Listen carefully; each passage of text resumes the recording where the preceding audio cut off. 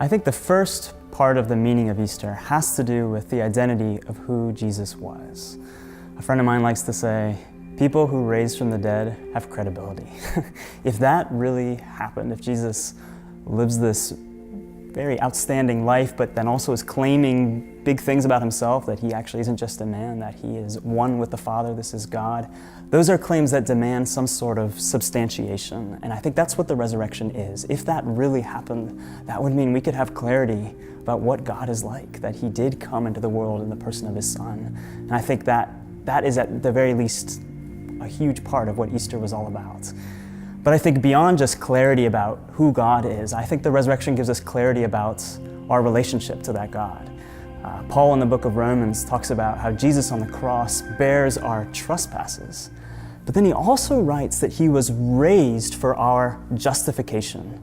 And that's a word that refers to how we are standing before God. To be justified means to be standing in righteousness before God, the ultimate judge.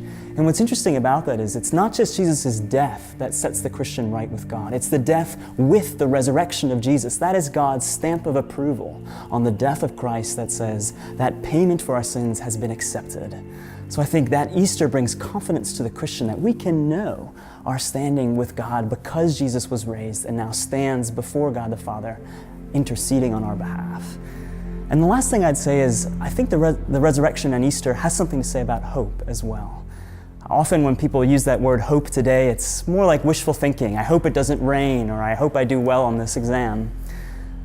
But in the Christian understanding, hope is actually more the opposite. It's not just a positive attitude about something uncertain about the future.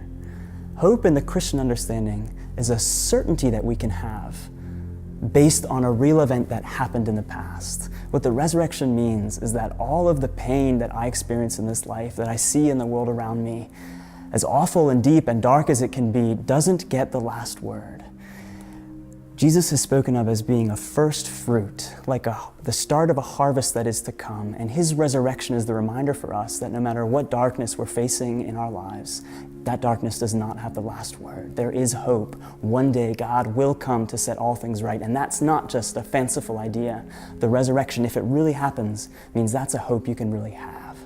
So I think I'd say the meaning of Easter surrounds those three things at least: the identity of who God was and who Jesus was, where our standing is with him, that we're forgiven, but also that we can have real hope, hope based on something factual and real and true.